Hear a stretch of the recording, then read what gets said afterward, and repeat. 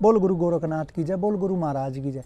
आज की ये मेरी वीडियो की क्या पितरों को पूजना ज़रूरी है, क्या हर घर पितरों की पूजा करता है। पितरों का स्थान घर में सदा से ही सबसे ऊपर होता है, क्योंकि पितर एक ऐसा शक्तिशाली देवता होता है कि कोई भी साधना, कोई भी मंत्र, कोई भी पूजा पाठ अपने घर में करते तो सबसे पहले पितरों का आह्वान करना जरूरी होता है। पितरों को अपने घर पर मनाना पड़ता है। और जो सबसे पहले हवन में भी जो कार्य करते हैं, जो हवन करे, कोई भी शुभ कार्य करते हैं तो गणेश महाराज जी से भी पहले पितरों का नाम लिया जाता है, क्योंकि जिस घर में पितरों का सम्मान, आदर सम्मान से उनको बुलाया जाता है तो उस घर में हमेशा लक्ष्मी माता भी बसती है। तो सबसे पहले पितरों का आह्वान इसलिए ज़रूरी है क्योंकि ये घर में सबसे ज़्यादा शक्तिशाली देवता पितर होते हैं।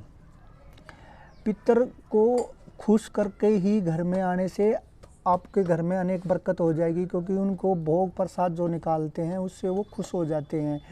वेदों में भी, पुराणों में भी इनका वर्णन किया गया है कि इनकी पूजा कैसे करें। जो आपने स्थान बनाया उनके स्थान पर जाकर, अगर आपने स्थान नहीं बनाया तो उनके नाम का भोग प्रसाद जो आप निकालते हो गौ माता को दे दे या अपने घर की छत के ऊपर रख दे। उसमें कौवे, कुत्ता, बिल्ली कोई भी खा सकता है, आप पितरों के नाम का वो निकाल सकते हो। जब पितर नाराज़ होते तो कोई भी भगत या कोई भी तांत्रिक, कोई भी देवता उसको नहीं मना सकते, लेकिन पितर मनेंगे सिर्फ उसी के अंश के जो लड़के हैं या उनके अंश के जो बेटे हैं उनसे ही पितर मनेंगे। पितर कभी भी किसी भगत से नहीं मनते, क्योंकि पितर हमेशा मनते हैं अपने अंश के बेटों के द्वारा, क्योंकि पितर उन्हीं का अंश होता है, वे उन्हीं से सिर्फ भाव के भूखे हैं। पितर नाराज तब होते जब हम उनको याद करना बंद कर देते हैं, हम उनका भोग प्रसाद निकालना बंद कर देते हैं। हमारे घर में कोई खुशी आती है तो हम पितरों को याद नहीं करते, ये सबसे गलत बात है। हमेशा अपने घर में कोई भी खुशी या कोई भी अच्छा खुशी का माहौल आए तो अपने पितरों का भोग प्रसाद सबसे पहले निकालो।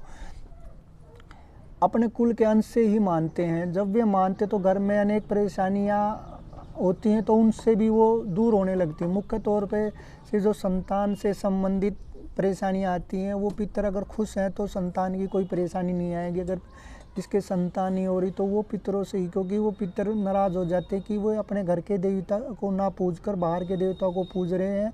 कि जब तक अपने घर का देवता नहीं मानेगा ना तब तक कोई भी ये कार्य उनके सफल नहीं होंगे। इसलिए सबसे पहले अपने पितरों को मनाओ, पितरों की पूजा करो, उनका भोग प्रसाद जरूर निकालो। हमेशा क्या होते हैं, देसी भाषा में हम बोलते हैं कनागत या श्राद्ध के दिनों में भी उनका भोग प्रसाद ज़रूर निकाले और उनके भोग प्रसाद के किसी गरीब आदमी को ज़रूर दे, जो उन कपड़ों को पहने, जो उन भोग को वो खा सके।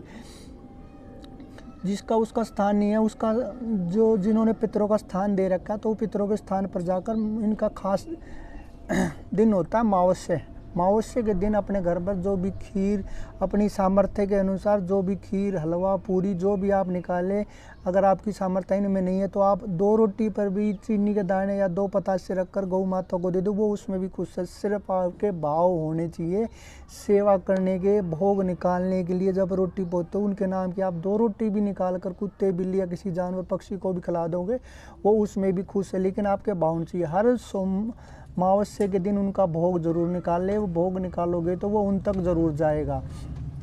आप जितनी बार पितरों की सेवा करेंगे, जितनी ज़्यादा करेंगे, जोत बत्ती भोग प्रसाद जाप करते हैं तो वो उनको ज़्यादा आपको आशीर्वाद प्राप्त होता है। जो पितरों की पूजा करते हैं वहाँ महालक्ष्मी का वास होता है। पितरों लोक सर्वश्रेष्ठ है, सबसे ऊपर है, इनकी पूजा ज़रूरी है। तो पितरों की पूजा करो और उनसे हाथ जोड़कर रिक्वेस्ट करो, मेरे या मेरे से पहले वंश में जो भी भूल चूक थी उनकी मैं माफ़ी मांगता हूँ। प्रार्थना कर उनका आह्वान कर उनकी सेवा ज़रूर करनी चाहिए, क्योंकि जिस घर में पितर खुश हैं उस घर में देवता भी खुश होकर आते हैं। माँ लक्ष्मी सदा उसमें विराजमान होती हैं। तो मेरे द्वारा बताई गई जानकारी अगर खुश है तो मेरी पहली बार मेरे चैनल पे तो मेरे चैनल को लाइक करना, शेयर करना, सब्सक्राइब करना। बोल पितर महाराज की जय, बोल दादा पितर महाराज की जय, बोल गुरु गोरखनाथ की जय, बोल गुरु महाराज की जय।